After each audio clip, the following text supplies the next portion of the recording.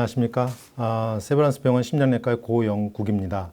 오늘 제가 말씀드린 내용은 대동맥 판막 협착증 환자에서 경피적 대동맥 판막 삽입술, 즉 탑이라고 하죠. 이 시술의 제 경험을 말씀드리도록 하겠습니다. 이 탑이 시술은 2002년도 프랑스 의사인 알렌 크리비어에 의해서 처음으로 시행이 되었습니다. 처음으로 시행받았던 이 환자는 57세 남자 환자였고 시비어 에어틱 밸브 스테노시스가 있었는데 카디오제닉 샥에 LV 이젝션 프랙션이 12%밖에 되지 않는 아주 심한 환자였고, 특히 이 페모럴 아테리가 다 막혀서 일반적으로 페모럴 아테리를 통해서 시술을 받을 수 없는 그런 환자였는데 페모럴 베인을 통해서 탑이 판막이 삽입이 되었고 septal 펑처를 돼서 그래서 에어틱 밸브 쪽으로 들어가게 되었습니다. 이 환자는 시술 후에 지금 보면은 30분 후에 이렇게 웃는 모습으로 사진을 찍게 됐는데요. 첫 번째 아주 고위험군 환자에서 성공적으로 탑이 시술이 시행됨으로써 그 이후 급속도로 이 탑이 시술이 발전하게 됩니다. 지금 보시는 거는 대표적인 탑이 밸브인데요. 위에 있는 것은 벌룬 익스펜딩 밸브의 대표적인 밸브인 사피엔 밸브고, 이 THV, 그 다음에 XT, 그리고 사피엔 3로 이렇게 발전한 과정을 보여주고 있는데, 현재 사용되고 있는 것은 사피엔 3입니다. 그 아래는 셀비 익스펜딩 타입의 밸브인데 클래시컬한 코어 밸브, 그 다음에 에볼루트 R, 그리고 현재 사용 중인 에볼루 프로, 이렇게 발전해 왔습니다. 탑이 시술 성적의 안정성과 성적에 대한 것은 이제 랜더마이즈 트라이얼을 통해서 수술과 비교한 연구로 입증이 되었는데요. 처음 시행되었던 것은 2010년도 그리고 2011년도 이 사피엔 밸브를 이용한 파트너 트라이얼이었습니다. 그래서 코호트 B는 수술을 할 수 없는 환자를 대상으로 해서 약물 치료와 이제 비교한 결과였고, 여기서는 탑이 밸브가 더 우수한 결과를 보여줬고요. 코호트 A는 수술과 비교한 고위험군에서 수술과 비교한 결과를 보여줬는데 수술과 대등한 결과를 보여줬습니다. 마찬가지로 코어 밸브를 이용해서도 익스트림 리스크 환자와 그 다음에 고위험군 환자를 대상으로 연구가 시행이 되었고요. 이 연구에서도 마찬가지로 고위험군에서 수술과 동일한 효과를 보여준 결과를 나타냄으로써 이 고위험군에서 탑이가 우선적으로 공고되고 시행이 되었습니다. 그 이후에 2016년과 2017년도 파트너 2 서탑이 연구 결과가 발표되면서 이 환자들이 인터미디에이트 레벨까지, 리스크 레벨까지 이제 좀 더 확대되어 시행될 수 있는 근거를 이제 보여줬고, 노오션 트라이얼이라고 2015년도에 스칸디나비아에서 발표된 연구 결과는 모든 환자들 대상으로 탑이가 시행됐을 때 수술에 비해서 떨어지지 않는다는 결과를 보여줬는데, 여기에는 저위험군 환자들이 많이 포함되어 있었습니다. 그래서 2017년도 유럽 가이드라인에 따르면 수술이 시행할 수 없는 고위험군 환자에서는 당연히 탑이가 이제 공고되었고, 인터미디에이트 리스크 환자에 대해서는 수술과 탑이가 동일한 효과를 보이기 때문에 동일하게 권고될 수 있다. 하지만 75세 이상일 경우에는 좀 더 위험 레벨을 생각해서 탑이를 좀 더 선호할 수 있다. 이런 권고사항이 나왔습니다. 하지만 로리스크 환자에 대한 데이터는 없었기 때문에 수술이 우선적으로 권고되었습니다. 하지만 올해 초반에 그런 저위험군 환자를 대상으로 한 파트너 3 그리고 에볼루트 로리스크 이 랜더마이즈 컨트롤 트라이얼이 이제 발표가 되면서 이 탑이 시술이 저위험군에서까지 좋은 효과를 보여줬다는 것을 이제 입증하게 되었는데요. 좀 더 자세히 들여다보면은 파트너 3, 사피엔 3를 이용한 이제 연구했는데, 하트 팀에서 이 심토마틱 시비어 에어틱 스테노시스 환자를 분류를 해서 로우 리스크라고 분류된 환자를 대상으로 해서 1대1로 랜더마이제이션을 했습니다. 그래서 수술군과 탑이군 이렇게 해서 1대1로 구분을 하고 그 다음에 이 환자들을 팔로우를 해서 이 프라이머리 엔드포인트를 1년째 올코스 모탈리티, 스트로크, 그리고 카디오바스큘라 이벤트에 의한 제2번 이거를 컴포짓 엔드포인트로 해서 이 결과를 분석을 했는데요. 그 결과에 따르면 이 프라이머리 엔드포인트는 수술에 비해서 비열등성 분석을 하게 되면 유의하게 열등하지 않다는 것을 이제 나타나 주었고요. 그 다음에 수페리오티 분석에 있어서도 수술보다 타비가 이런 이벤트가 훨씬 더 낮았다고 보여줌으로써 더 우월하다고 이런 결과를 보여줬습니다. 굉장히 놀라운 결과라고 이제 할 수가 있겠고요.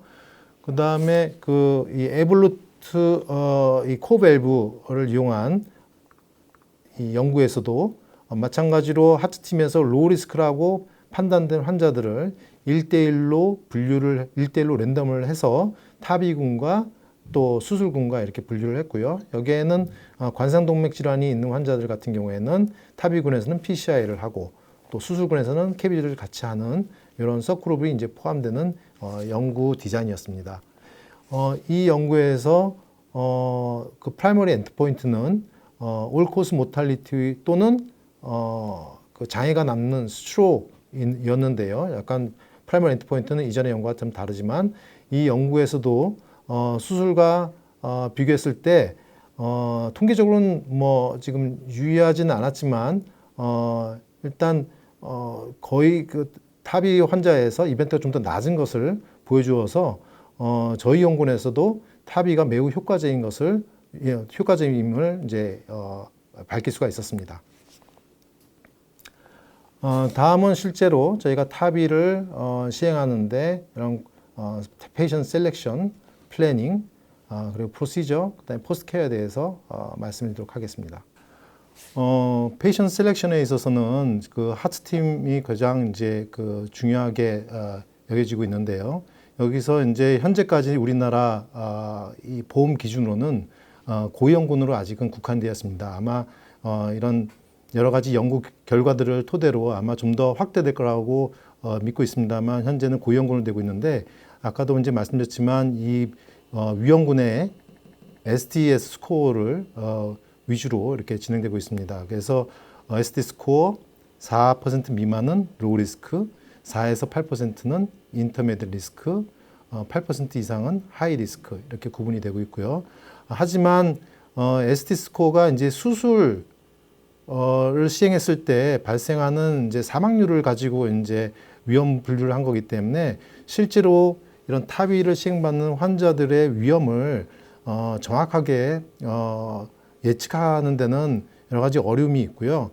환자들이 여러 가지 쇠약한 그런 상태, 또 이 활동력, 그 다음에 그런 그 에어틱 밸브 스테노시스에서도 특히 로우 플로우 그런 에어틱 스테노시스, 또 펄머리 하이퍼텐션 이런 에코 그런 파라미터 이런 것들이 잘 반영이 안 되고 있고 간 또는 뭐 그 이 체스트의 어떤 변형, 그 다음에 에어타가 굉장히 석회가 심한 경우 이런 것들도 사실 반영이 돼 있지 않아서 STS 스코어만으로 위험률을 판단한다는 것은 굉장히 제한적이라고 할 수 있겠습니다. 그래서 이러한 이유로 환자의 그런 셀렉션에 있어서 탑이 하트팀이 굉장히 중요한 역할을 하게 되는데요.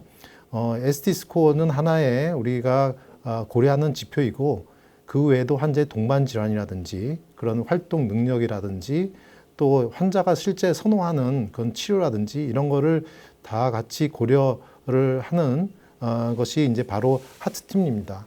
하트팀은 단순히 시술하는 사람만 참여하는 게 아니고 심장내과 의사, 또 심장내과에서도 시술하는 의사 외에도 이미징을 하는 심장내과 의사, 또 일반 전체적인 것을 보는 이제 심장내과에서 포함되어 있고요.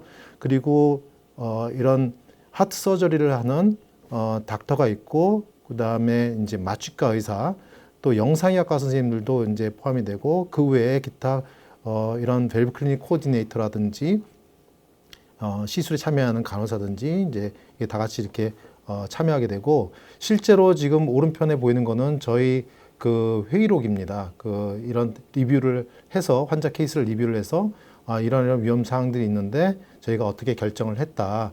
이렇게 이제 저희가 항상 기록을 남기고 있고요. 그래서 환자의 셀렉션도 굉장히 중요하고 또 환자의 위험을 미리 캐치를 해서 시술 중이나 후에 문제가 발생하지 않도록 또 문제 발생하더라도 이 최소화시킬 수 있도록 저희가 노력을 하고 있습니다. 그 다음에는 이제 그런 프로시저 플래닝인데요. 이 성공적인 탑이 시술에 있어서는 정확한 플래닝이 굉장히 중요합니다. 그래서 여기에는 저희가 영상 검사의 도움을 굉장히 많이 받고 있는데요. 특히 에코카디오그래피와 CT가 아주 중요하고요. 에코는 보통 일반적으로 하는 이런 경피적 이런 그 에코가 기본이지만 좀 더 자세히 우리가 그 밸브의 모플로지를 판단을 할 경우에 판단이 필요한 경우에는 경식도 트랜스 에소파지알 에코가 필요할 수도 있고 특히 이 정확한 이 밸브의 사이징 그리고 어떤 바스큘라 루트를 통해서 이 삽입이 될 수 있는지 이런 거를 판단하기 위해서는 CT가 최근에는 아주 절대적으로 중요하게 여겨지고 있습니다. 여기에는 많은 이제 또 분석이 필요한데요.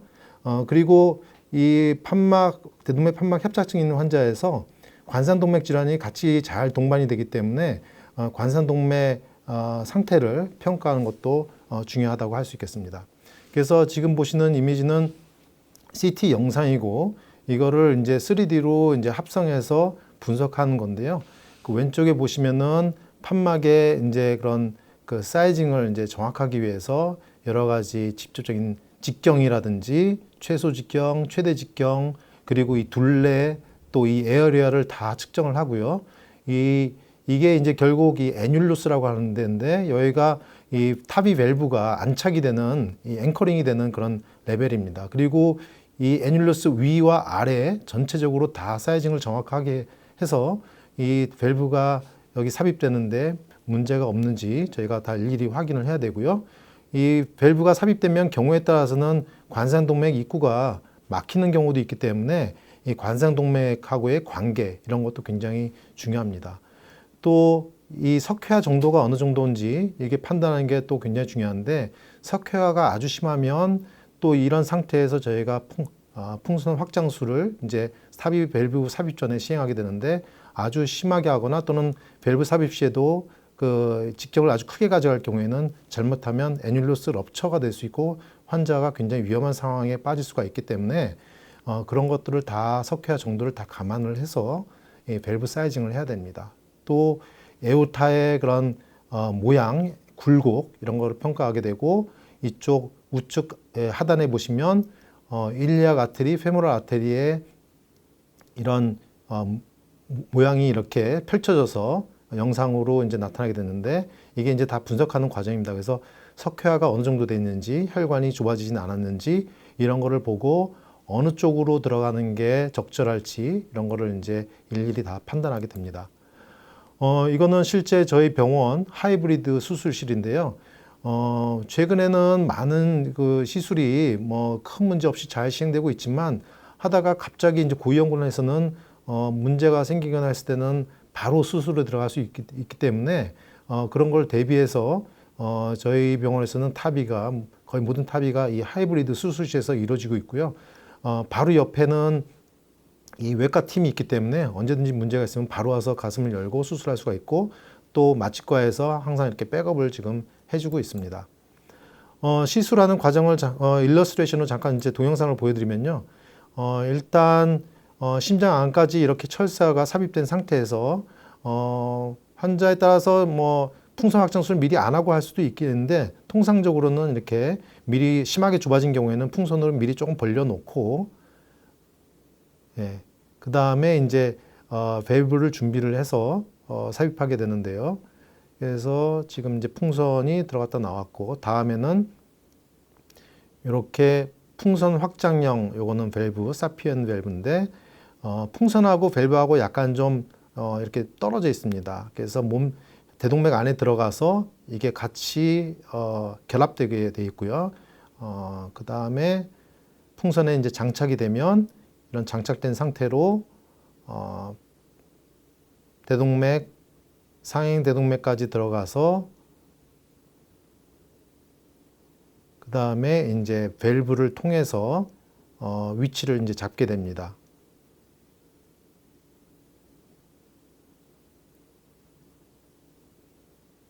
예, 그래서 이제 적절한 위치를 이제 저희가 찾아서요.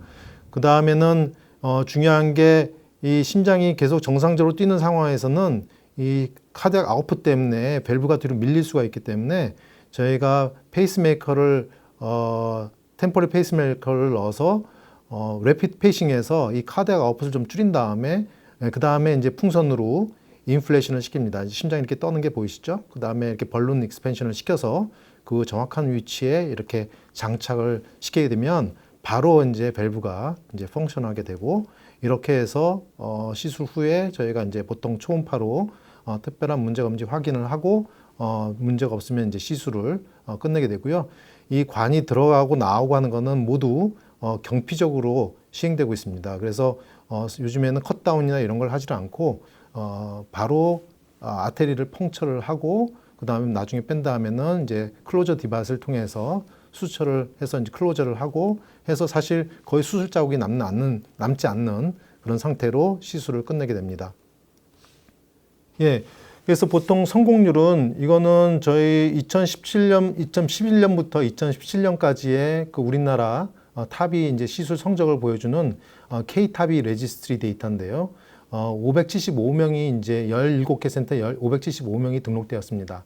그래서 전체 성공률은 92.5%에 달하고 있어서 여러 가지 그런 상황에서도 거의 90%가 넘는 성공률을 보여주고 있고, 컴플리케이션은 대표적인 컴플리케이션이 나중에도 말씀드리겠지만은 갑자기 이 판막에 삽입이 되게 되면은 이 대동맥 판막에 삽입이 되면 그게 근처에 있는 AV 노드를 갖다 눌러서 컨덕션을 방해할 수가 있는데 그로 인해서 컴플리트 AV 블록이 생길 수 있습니다. 그래서 페이스메이커를 넣어야 되는 경우가 있는데 이게 이제 밸브에 따라서 약간 차이가 있습니다. 우리나라 데이터는 외국에 비해서는 비교적 낮은 편인데요. 그래서 페이스메이커를 퍼머넌트 페이스메이커를 넣어야 될 확률은 5.6%, 스트로크는 1.2%, 그 외에 메이저 블리딩은 3.3%, 그 다음에 사망률은 2.3%로 다른 나라에 비교해서도 굉장히 좋은 성적을 보여주고 있고 전체적으로 보게 되면 합병증률이 굉장히 고위험군 환자들이 많이 포함되어 있음에도 불구하고 좋은 성적을 보여주고 있습니다. 그래서 아까 말씀드린 대로 이 탑이 시술 후에 5에서 많게는 15% 이전에는 거의 한 20% 넘는 경우에도 이 페이스메이커를 넣어야 되는 경우가 있었는데요. 이 말씀드린 대로 이 에오틱 밸브 주위에 AV 노드가 있습니다. 그래서 이 메커니컬하게 여기에 손상을 줌으로써 컨덕션 앱노멀리티가 생길 수가 있고 또 여기에 이제 환자들에서 이제 들어가는 약물도 영향을 줄 수가 있고 그 다음에 워낙에 이제 다 고령 환자들이기 때문에 어떤 경우에는 판막이 들어가기도 전에 풍선만 했는데도 벌써 AV 블록이 생기는 경우도 있어서 여러 가지 복합적인 요인들이 작용을 해서 이제 이런 컨덕션 앱노멀리티 생기는데 실제로 이 환자 시술 전에 이렇게 노멀 사이너스 네로 QRS를 보이던 환자에서 탑 이후에 이렇게 QRS 와이드닝 LBB가 생겼죠. 이렇게 생기는 경우도 있고요. 또는 컴플리트 AV 블록이 생겨서 레이트도 느리고 해서 이런 퍼머넌트 페이스메이커를 사진과 같이 삽입하게 되는 경우들도 있습니다. 그래서 전체적으로는 말씀드린 대로 이전에는 굉장히 높은 비율을 보였는데 최근에는 이 퍼머넌트 페이스메이커를 넣어야 되는 빈도도 굉장히 감소하고 있습니다. 또 한 가지는 이 워낙에 기존의 밸브를 저희가 도려내는 게 아니고 그 기존의 밸브 안에다가 이제 탑이 밸브를 삽입하기 때문에 석회화가 있는 경우에는 요 틈이 발생할 수 있습니다. 이런 거를 이 틈새로 혈류가 이제 지나가게 되면 이걸 파라밸뷸라 리기라고 해서 에오틱 리거지테이션이 발생하는데 에오틱 리거지는 양이 많으면 많을수록 예후는 좋지 않습니다. 다행히 현재 쓰고 있는 밸브는 이런 파라밸뷸라 리기를 갖다 줄이기 위해서 사피엔 3 같은 경우에는 이 아우터 실린 스커트가 있고요. 에볼루트 프로 같은 경우에도 페리카데로 랩이 있어서 이런 거를 이전의 디바이스에 비해서 많이 줄여주고 있는데 이 모더레이트 이상의 파라밸뷸라 리익이 발생하는 빈도는 최근에 5% 미만으로 또 뭐 거의 2, 3% 미만으로 굉장히 낮아지고 있어서 이 부분은 뭐 일부 환자를 제외하고는 거의 이제 최근에는 이슈가 되지 않는 것 같습니다. 몇 가지 콤플렉스 케이스를 이제 말씀드리고자 합니다.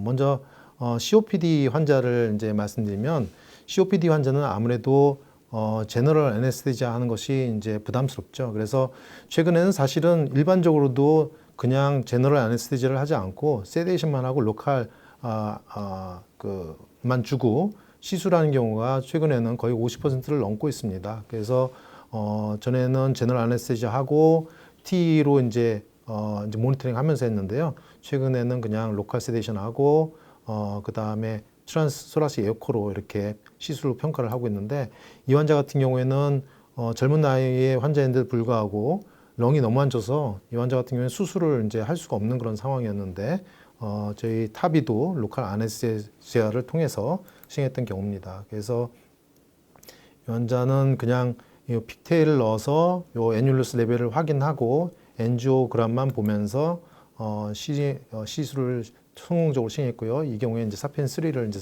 삽입을 했는데요.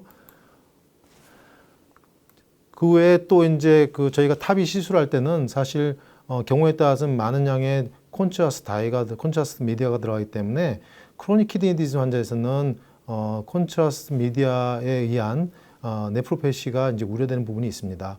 대부분의 경우에 일반적으로 이런 탑이 시행받는 환자에서 어큐트 키드니 인저리는 한 11% 정도 나타나고 그 반 정도는 큰 문제 없이 다시 회복이 된다고 알려져 있는데, 하지만 크로닉 키드니 디지즈 있는 환자에서는 저희 병원 경험으로는 이런 어큐트 키드니 인저리가 거의 25%에 달할 정도로 많이 관찰되고 있습니다. 근데 실제로 저희 병원에서 탑이 시술 받는 환자 거의 반 정도가 크로닉 키드니 디지즈이기 때문에 이거는 매우 중요한 부분이라고 생각되고요.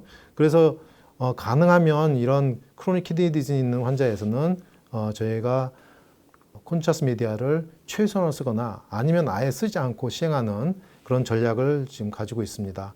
그래서 한 케이스를 말씀드리면, 이 환자 같은 경우에 뭐 KBG도 받았고 페리페럴 아트 디지도 있고, 그런데 당뇨도 있고 크레아틴 레벨이 1.8 정도로 좀 엘리베이션이 됐고요.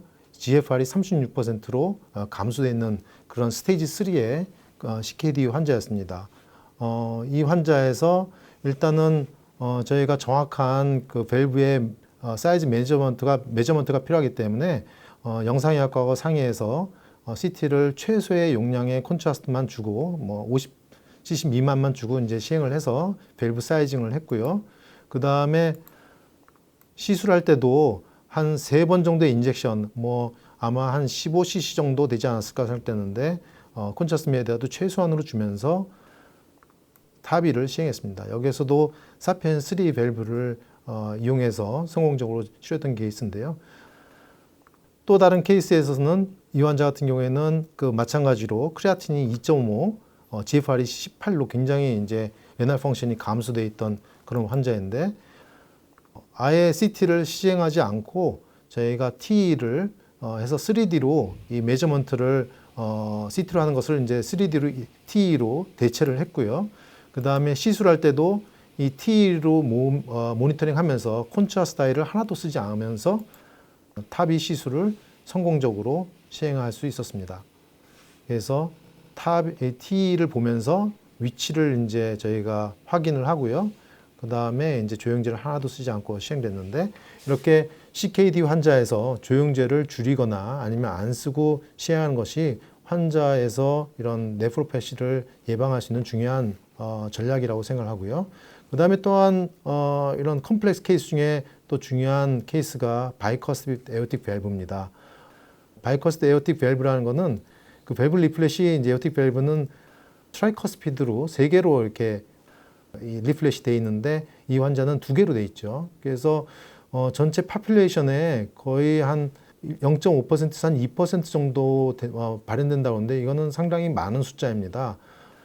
그래서 이 밸브가 이렇게 두 엽으로 되어 있기 때문에 햄모다이내믹에 있어서 트리커스피드로 되어 있는 경우보다 훨씬 더 손상이 잘 오고요.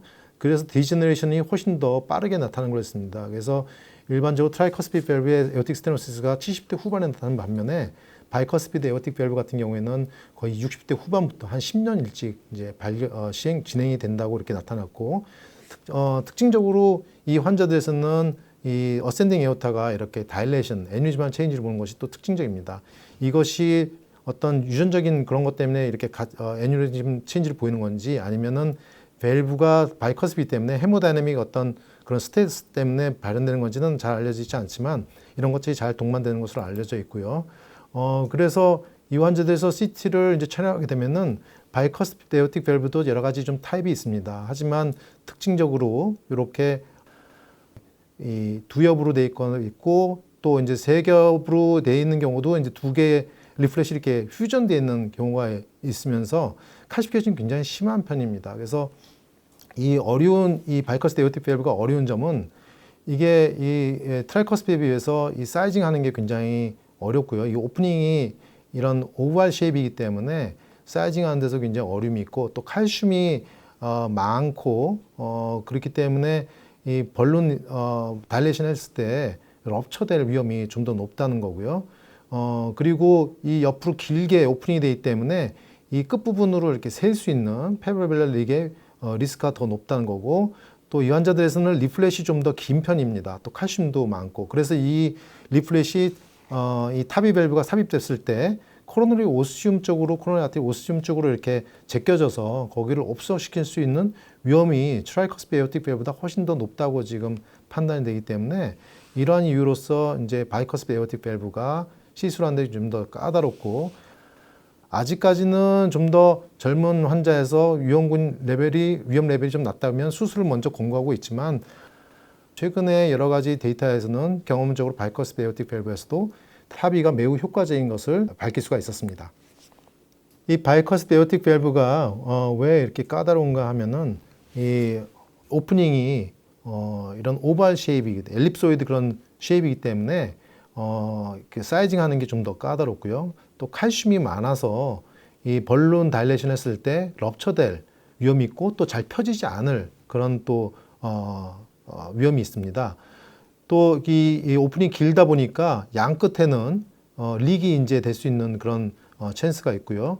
또 바이커스 에오틱 밸브 같은 경우에는 리플렛이 길고 또 이렇게 칼슘도 많고 하기 때문에 코로너리 아테리 오스티움 쪽으로 이렇게 제쳐지면서 그 입구를 막는 그런 위험이 트라이커스피 에오틱 밸브보다는 더 높기 때문에 이러한 이유에서 시술이 좀 더 까다롭고 성적도 아무래도 트라이커스피 에오틱보다는 아무래도 여러 가지 이제 리미테이션이 있는데 최근에 그래서 젊은 환자들 저이용군 환자에서는 바이커스 에오틱 밸브가 이제 수술하는 것이 이제 원칙적으로 이렇게 알려져 있지만 최근에 타비 시술을 시행받는 환자들도 좋은 성적을 보여주고 있어서 고위험군 환자에서는 충분히 시행될 수 있다고 생각을 합니다.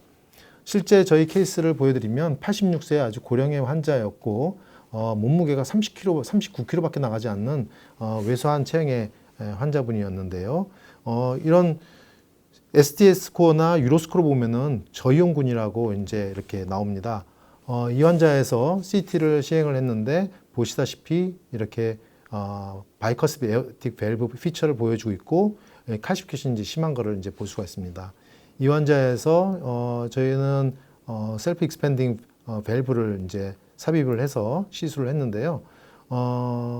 여기에 이제 디플로이먼트가 되는 과정을 보여주고 있고 그 다음 모양은 밸브가 이제 임플란테이션 됐는데 이 아래쪽 보면은 완전히 익스펜션 되지 않은 것을 알 수 있습니다. 그래서 한 번 더 벌룬을 추가적으로 이제 해서 확장시키는 그런 과정을 보여주고 있고요. 하고 나서 벌룬을 했지만 아직도 요 아래쪽은 이게 다 펴지지 않은 걸 볼 수가 있죠. 그래서 칼슘도 굉장히 심하게 남아있고 하지만 리거지테이션 되는 양이 많지 않아서 이것으로 저희가 만족하고 시술을 끝낼 수 있었습니다.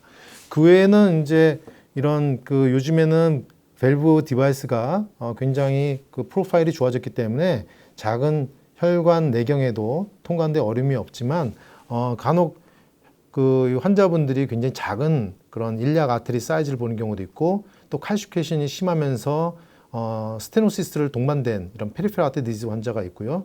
또는 경우에 따라서는 이미 시술을 한번 받아서 스텐트가 들어가 있어서 이 타비 밸브 카테터를 갖다가 삽입하는데 어려움이 있는 경우들도 있습니다.